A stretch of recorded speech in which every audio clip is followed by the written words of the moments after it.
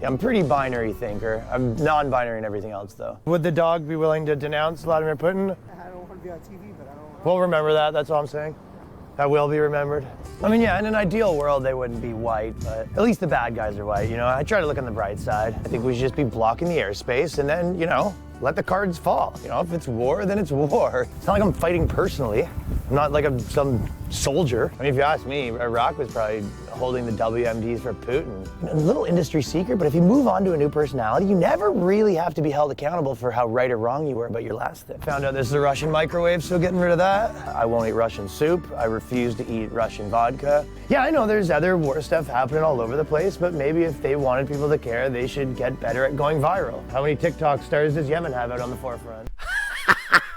Good to see that people are, of course, doing their part, supporting what they're told and allowed to support. Welcome back, beautiful and amazing human beings. This is Luke Rudowski here of WeAreChange.org, and we have a lot of absolutely crazy news to get into today, as some people are saying that Putin is roid raging, all of course as the relationship between China and Russia looks like it's heating up, as there's a very interesting back and forth happening right now between the United States and China. What's going on? What's happening geopolitically? How do we make sense from all of this disinformation and propaganda? Well, we're going to try to do that here on this independent media broadcast. But before we do, the clip that we played in the beginning of this broadcast was done by the amazing, talented Ryan Long, who just released his When Your New Identity is Supporting Ukraine video, and it is absolutely hilarious. If you want to watch the full video, it is of course linked down in the description below, and Ryan Long definitely deserves you as a subscriber. Great work done by him characterizing the insanity of our modern day society, which goes silent on the imprisonment and arrest of whistleblowers and journalists who try to make it better. This, as just moments ago, we found out that the UK Supreme Court refused to appeal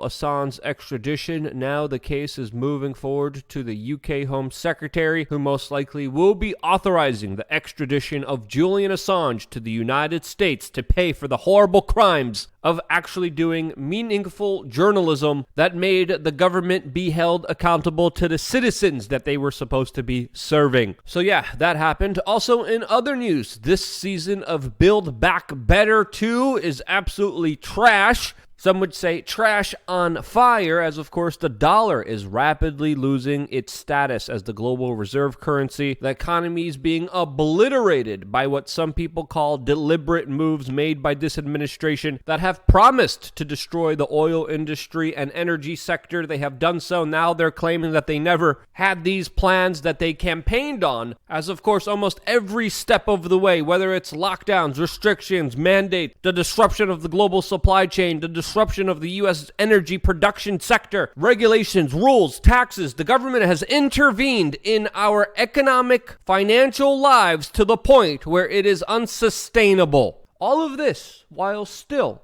printing record amounts of money, which of course the previous president did. The previous president before did that as well. We have a reckless spending policy, funding more government, funding more regulations, funding more middlemen that step into the free flow of capital, that are the disruptors of actual capitalism. As of course, greed, corruption, and handouts have plagued the career of Joe Biden, who is known as a man of the lobbyists. For his corruption, you have to pay the price, as some satirical websites are even saying facetiously that the Biden administration is now suggesting you add more water to your instant ramen in order to feel more full. And even though that headline is fake, it is not far off from some of the policies being promoted by Pete Buttigieg and the Vice President of the United States, Kamala Harris, right now, that are telling people to buy electric vehicles if they're having a hard time paying for gas, which they deliberately made high. Some would say that this is a deliberate action made by the true controllers of power in this country, because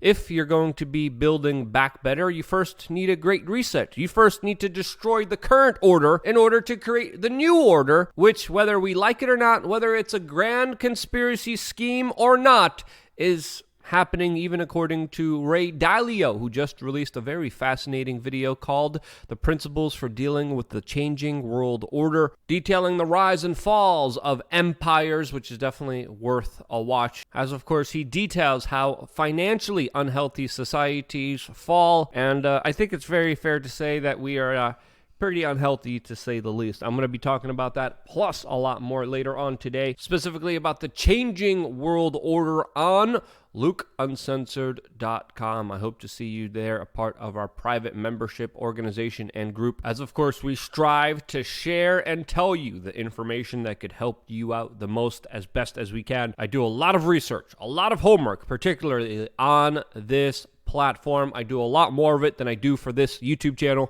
as of course during these very key difficult times, information is crucial and we strive to give you the best information that we can. So I hope to see you there later on today for our exclusive video, only available to members. Click on the link down in the description below to find out more and sign up. Now, I think it's very fair to say that making sense of all the craziness and nonsense that has been happening all around the world has been an extremely difficult task as of late, as of course there are countries, there are governments buying influence, buying propaganda, creating fake stories, pushing false narratives in order to capitalize on the disinformation for a larger power grab. And whether it's the East or the West, we have to understand everyone is just out looking for themselves. The concept of truth and reality is long gone from society, and we're dealing with a situation that has been deemed an information war by many, as perfectly represented by the weaponization of TikTok, as there's multiple reports that Russia and the United States are working with TikTokers in order to spread their version of events, their propaganda to the general public. Meanwhile, the ultimate price paid for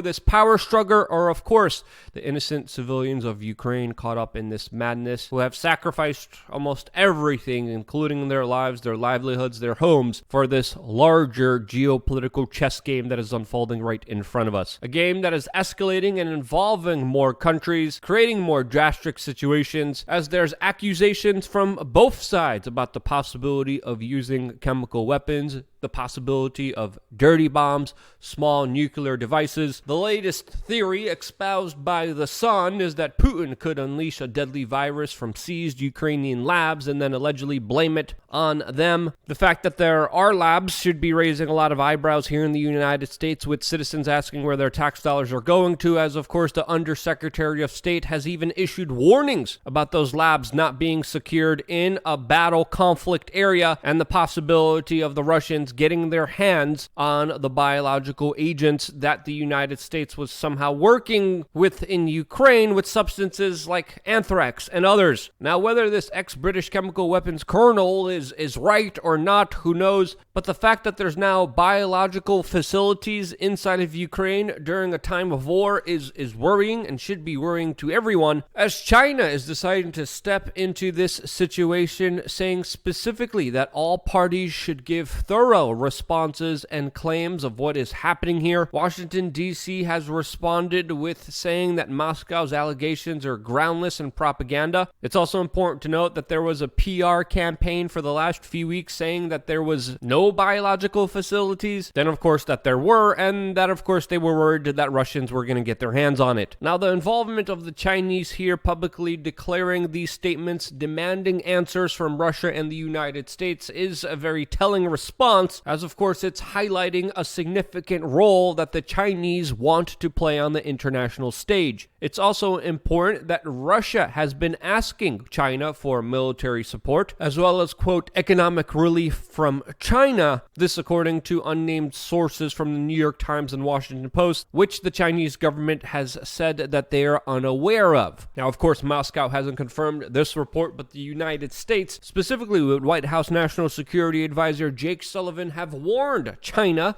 that, quote, there will be a price to pay if they decide to support Russia. This, as of course it's fair to say that American foreign policy within the last few decades has been creating a situation that has been bringing Russia and China closer together, not only with military exercises, drills, but also becoming very significant significant trading partners. And as this conflict goes on, and from our perspectives will last a lot longer than what we expect it to be, how will China be involved here? Well, that's a question that, of course, everyone is asking. It's unpredictable. How far geopolitically is the United States stretching themselves here? Well, that's a very serious question to ask, especially with the current financial and energy situation happening here in the United States, as of course we have mainline corporate media reports telling us how the Saudi empire is not even returning the phone call of Joe Biden. As today we are finding out that Saudi Arabia is going to be cooperating and working with China on an oil refinery deal between the two nations. It's also important to note that many foreign policy experts are also saying that this could be an opportune situation for China to launch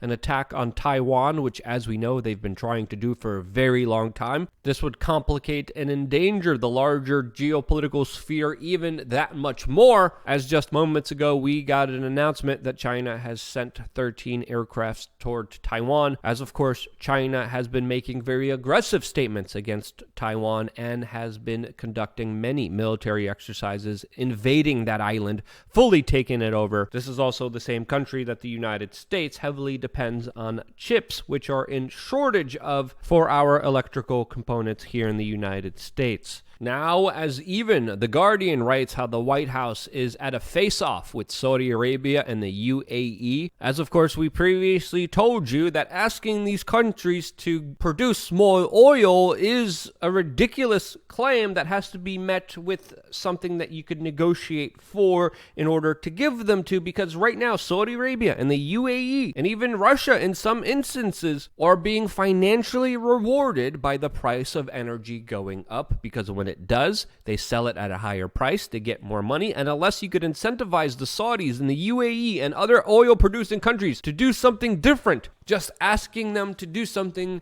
will, of course, be absolutely futile. Now, I think it's very fair to say that other countries in the world are leveraging this instability and benefiting from it geopolitically. China sees themselves as a winner, with many opportunities opening themselves up because of this turmoil and conflict on the world stage. There's also other reports that India might soon have a cozier relationship with Russia, as of course that country is offering up oil at a very heavy discount. And there's reports that India might be willing to break Western sanctions and go against the US petrodollar, which would lead to the United States even losing more status as the global reserve currency. Now, China's involvement here is something, of course, that we should be talking about, strategizing about, and trying to figure out, as of course, officially the Chinese position is that they want to broker a peace deal and stop the conflict in Ukraine. Whether that's true or not, that's their public position today. They have also responded to the threats from the United States, accusing the U.S. of, quote, spreading disinformation surrounding this entire situation, saying that the United States is, quote, targeting China on the Ukraine issue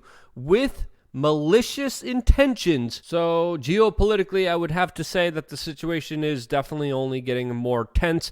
This as there's more troop buildups, more troop movements, as NATO has just announced that they are going to begin training 30,000 troops close to the Russian border in Norway. Poland has just announced doubling their military troop numbers in their country, as of course the situation in Ukraine becomes more desperate, to the point where the Ukrainians are literally taking teenagers, giving them 3 days of training and putting them into this conflict. And of course, a lot of emotion is evoked by images like this coming out of Ukraine.